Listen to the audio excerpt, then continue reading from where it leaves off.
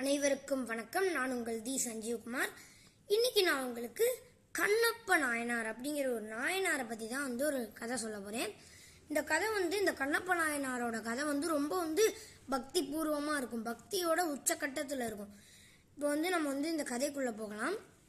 கண்ணப்ப நாயனார்னு ஒரு நாயனார் காட்டில் வேட்டையாடிகிட்டே இருப்பார். எப்போவுமே டெய்லியும் காட்டில் வேட்டையாடிகிட்டே இருப்பார்.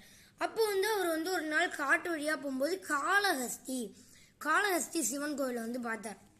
அந்த சிவன் கோவிலில் உள்ள சிவனை பார்த்து அவர் மயங்கிட்டார்.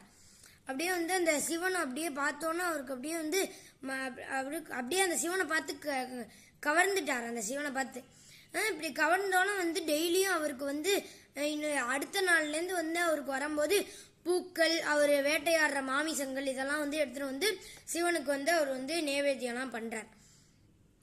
இந்த கண்ணப்ப நாயனார் இப்படி பண்ணும்போது ஒரு நாள் பண்ணும்போது சிவனோட கண்லேருந்து அந்த ரத்தம் வந்துடுது. அந்த லிங்கத்தோட அந்த கண்லேருந்து அந்த ரத்தம் வந்துடுது. இப்படி ரத்தம் வர்றதை பார்த்துட்டு இந்த கண்ணப்ப நாயனார் அவரோட கண்ணை எடுத்து சிவனோட இதில் வச்சுட்டார். அவரோட கண்ணை பிடுங்கி சிவனோட லிங்கத்தில் வச்சுட்டார். இப்படி வச்சோன்னே இவரோட பக்தியை பாராட்டி சிவனே நேரில் இவருக்கு காட்சி கொடுக்குறாரு. அப்புறம் இந்த கண்ணப்ப நாயனார் ரொம்ப சந்தோஷப்பட்டார். சிவன்கிட்ட ஆசீர்வாதம்லாம் வாங்கிட்டார். ஸோ அதனால இது ரொம்ப பக்தி பூர்வமான ஒரு கதை. ஸோ சிவனே இந்த கண்ணப்ப நாயனாருக்கு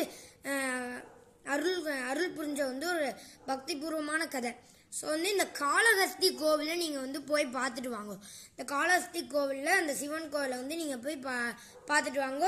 ஸோ அடுத்த கதையில் சந்திப்போம். நன்றி, வணக்கம். இந்த வீடியோ பிடிச்சிருந்துச்சுன்னா லைக் பண்ணுங்கள், ஷேர் பண்ணுங்கள், கமெண்ட் பண்ணுங்கள். அதே மாதிரி எங்கள் சேனல் லிட்டில் சேனல் சப்ஸ்கிரைப் பண்ணுங்கள். பாய்.